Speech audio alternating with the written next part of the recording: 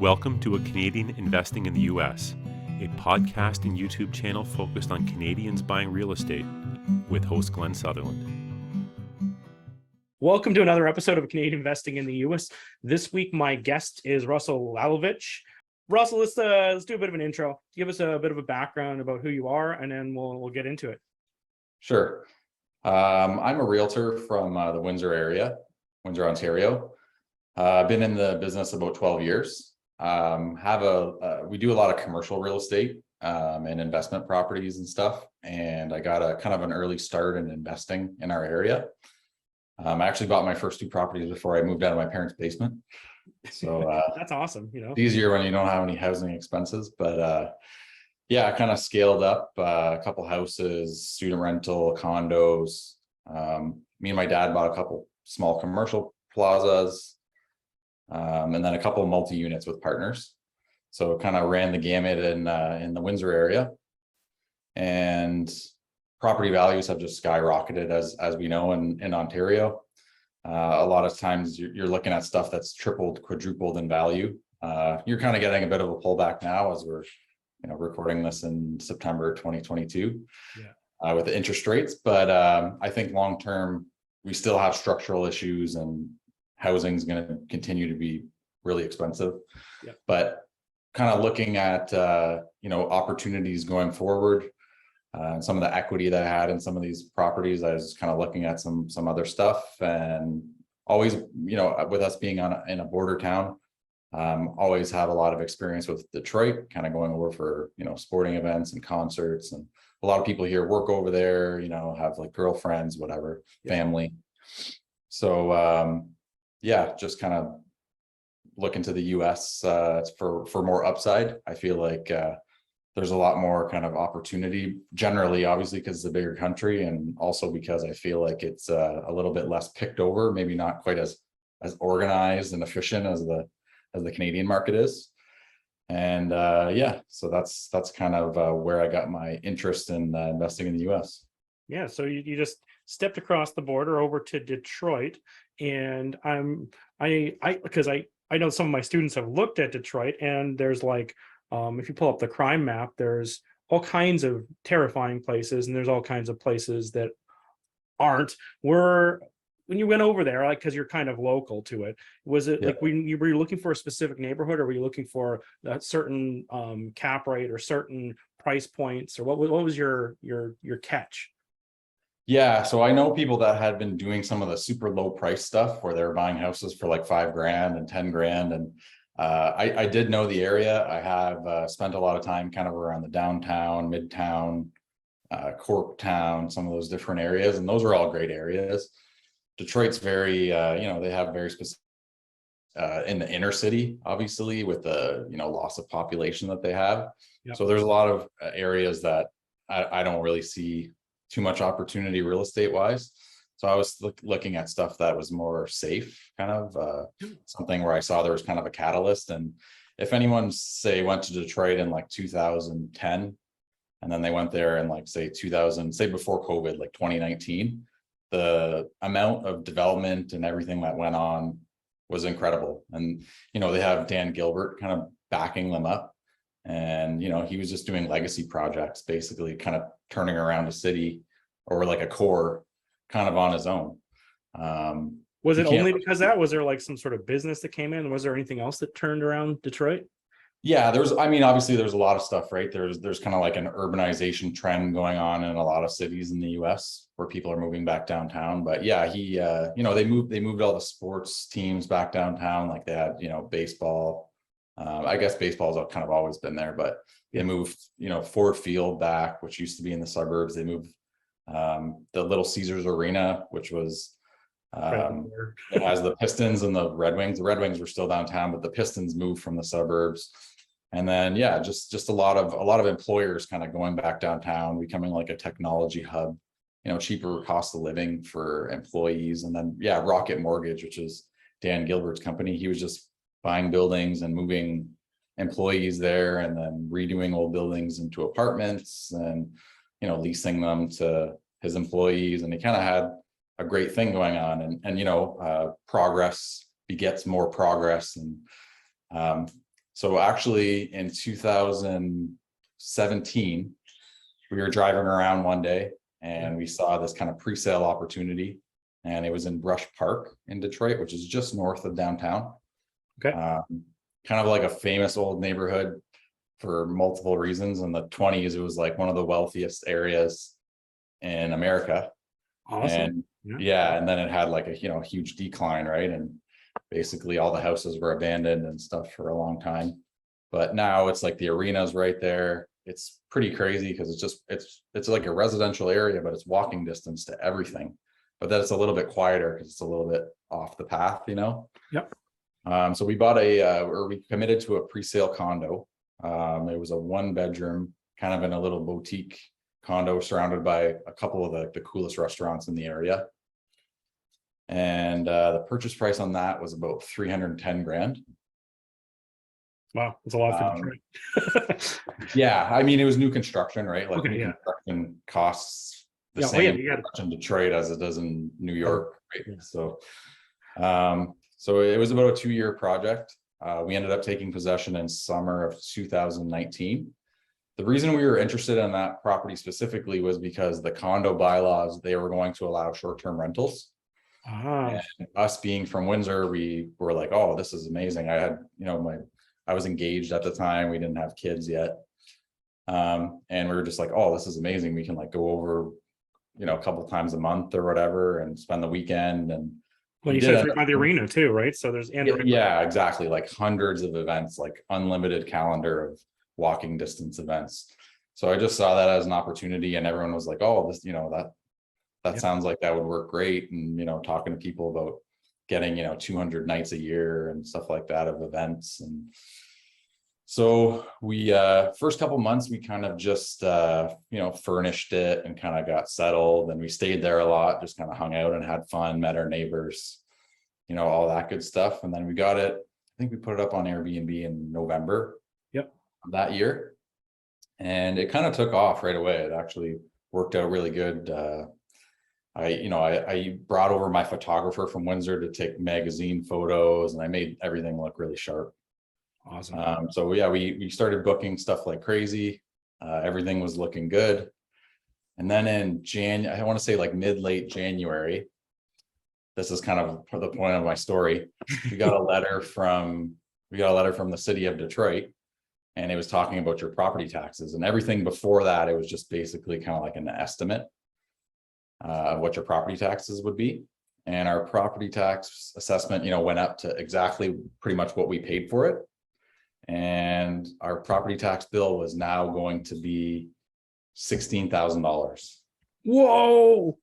Yeah. So I had kind of done some research on this because I guess, to talk more about this, Detroit has a really high mill rate because they have really low property values. So a lot of times, if you just buy a house for 200 grand and you go by the mill rate, you're like, oh man, my taxes are going to be insane, because so many of their properties are worth 10 grand, right? They have a really, really high mill rate because of that. So they have this property tax incentive called NEZ. It's like a network enterprise zone, I believe it's called. And our property fell in that area, but us as a Canadian and not as a homestead, they call it, we didn't apply for that. The developer told us that we would anyways, because it still worked for rental properties, but we found out after the fact that only applied to multifamily or a building that was like renovated. Whereas this building, they actually tore an old building down and built a new one. So it didn't qualify. So we were kind of screwed. Obviously nothing worked whenever we had $16,000 property taxes. And then right after that, COVID happened. Couldn't go. The real estate market just completely died downtown because nobody was going downtown. There was no events. Nobody was going to work. We did list the property at one point in 2021, 2020. Didn't get anywhere. Like the market was just completely dead. And I don't think we ended up getting over to the property at all. And I think in 2021 in the spring, things started to pick up a bit again. Stuff was starting to go on again. And we relisted it again. And we actually ended up selling it. And the way that the NEZ works is you get that property tax abatement within 2 years, you get like that designation, or you lose it forever. And the property taxes are basically stuck to the property. Yeah. And your property is basically worthless. So we basically had to kind of just get rid of it at that point because we were running up on our 2-year term. And That's what you did. You couldn't get the taxes back down. You had to sell it. When I started investing in the US, I did it by myself and had to go through the growing pains of doing that. GlennSutherland.com/coaching. A 12-week coaching program done 1 hour per week over Zoom from the comfort of your own home. Classes are kept to 5 people to be able to answer everyone's questions. Shortcut the process. Make fewer mistakes. Curriculum available at GlennSutherland.com/coaching. There was nothing you could do. No. Yeah. You had to be able to homestead it. So you needed somebody, and we looked into different options, and essentially what you needed was a driver's license from the city of Detroit with your, with that address, and a Detroit voter's card. And there were 2 things that we couldn't get in our situation. Yeah. So, you probably could get a driver's license, but I don't know how you get a voter's card. I'd have to do some research on that. Yeah. No, we looked into a million things, like partnering with people, and because we were kind of screwed because there was nothing going on selling real estate for like about a year or so because of COVID, and nobody was downtown. So could this happen to somebody if they just bought a used house, like, when they were doing the renovations? A renovated house is fine. Yeah. That's not an issue. It was because this was brand new, and it wasn't considered a multifamily. It was considered a condo, and it was a brand new condo, and we weren't homesteading it. We were kind of like this 0.1% of people that they didn't care about. Yeah. So, I guess typically if you were going to go buy, say you're going to go buy a property for, whatever, you're going to buy something in Detroit or Michigan, and then you're going to renovate it. So it's going to be based on the purchase price, if they even move the assessment up, or sometimes depending on how each state works, sometimes it's like they can only raise it so much. It's going to start bumping each year to try to get up, which is usually the common thing because they don't want to completely screw somebody. Right. Yeah. So in Michigan, the way that it works is you get assessed based on your purchase price the next year. So you have to factor that in. If you're buying and renovating and holding, it's not a big deal. If you're buying and value adding it yourself, but if you're the next guy and you're buying say a turnkey property or whatever, you need to budget for that, because that it works different. I've seen assessment values be 1/4 or 10% of the market value, because they've gone up so much, and assessment values don't follow, kind of thing, right? But yeah, in Michigan, that doesn't happen. It's one of those things, like some states, they don't even move up the assessed value. They just, you do a transaction, it doesn't happen. I know, that's nice, but unfortunately in Michigan, that's not how it works. I learned that the hard way. Yeah, you need one of those lazy states. But no, I still like Michigan. I'm like, we were talking before we started recording, and I just we're renovating a place just down the road from your other place. So maybe you want to talk about that a little bit before. Sure. Go? Yeah. So earlier this year, again, I have a lot of like realtor friends and stuff. And one of my realtor friends, he married an American girl, now lives over there, got his license over there, and kind of has been wanting to put together a group to start looking at stuff, multi-unit. So we found this property in, I think it was January. It's in Grosse Point, which is just to the east of Detroit, right on the water. It's a really nice community. Yeah. So this property went on the market. Yeah, this was before interest rates went up, like everything was nuts, and every house in Metro Detroit was selling in 2 hours and stuff like that. So we basically had to write an all cash offer, they call it, right, in the States. Couldn't do it contingent on anything. I think we were competing with 7 offers, and then you go through their process, and here, they have different terminology, but you kind of like write an offer when you're in a competitive situation, and then they're like, okay, you made it to the next round, please submit your final and best. Yeah. I think we ended up going from like 2.6 million to 2.675. with no conditions, and then literally we had to find the financing after. Property is 20 units. It's built in the late 70s. It's right kind of in downtown Grosse Point. It's walking distance to everything. Yep. It's built as like 5 4-plexes, and each unit has its own section of the basement, all two beds, 1 bath. Really great neighborhood, character, super mature, nice leafy green streets and everything. Yeah. And very mismanaged, I would say. Not mismanaged, but people definitely weren't maximizing the value of it. It was the original owner. They built it, in the 70s. This was kind of like the end of the 2nd generation going on to the 3rd generation. And yeah, so everything was rented. All the units were rented in the high 9s. They're like 975, 995. And in doing our research, we thought these units were market value of about 1,400. Ooh, there's lots. And in Michigan, there's no rent control. So if you're not on a lease, you can basically give them all 30 days notice and raise the rent whatever you want. We didn't do that right away. We kind of got everything under our belt, kind of assessed everything, took over management, did all of our housekeeping stuff that we needed to do. We were getting 1 unit back anyways. One tenant was leaving. And then I think in the summer, we did our rent increase to 1,400 a unit. And I think only 2 people left out of 20. Sorry, 2 out of 7? Two out of 20 left. There was one that was already vacant, and then 17 stayed. So they signed a new lease for 1,400 for a year. And so we renovated the 1 unit that we had vacant on closing, and we rented that for 1,700 because we did new flooring, updated countertops, new bathroom, hot lights, all the kind of pretty stuff. And yeah, so now we took back 2 units recently, and we're renovating those ones. And I think we're going to even maybe do a little bit better than that. So it might do 1,750, 1,800.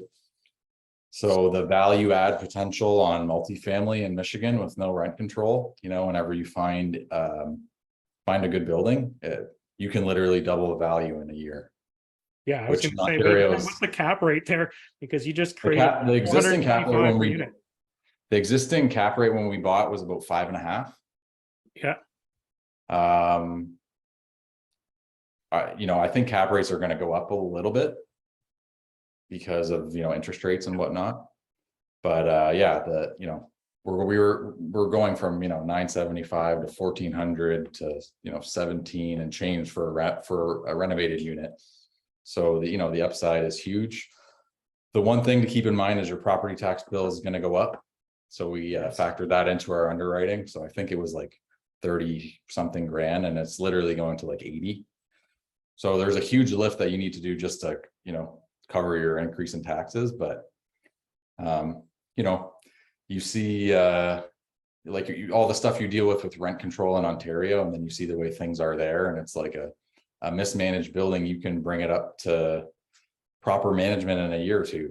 And obviously there's great value add opportunities because of it. So you with this, you created this value, raised the rents, brought it up to market, which applied to a cap rate, comes close to doubling the price of your property. So what's the game plan? Just hold it, refinance, sell it? Like where are you going with this? Yeah, so the game plan for this one, we have private financing because we didn't have time. We had to close in like 45 days. Yeah. So we have private financing for a year. We will refinance early next year, hopefully with a couple more units rented and getting proper value. And then we're just going to take out the capital and try to find another deal. I feel like Metro Detroit multifamily has been very stagnant for a really long time because the area itself has been kind of stagnant.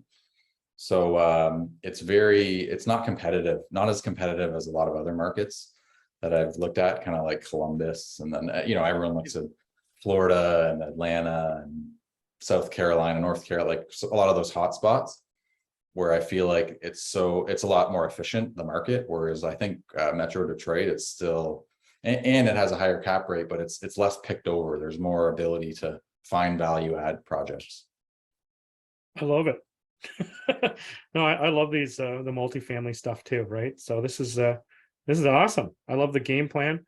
Is there any other future plans to do that, or you're done, or are you just gonna do you have to do any more, outside stuff, or you're all cleaned up and ready to go? No, I mean, the physical property, the exteriors were great.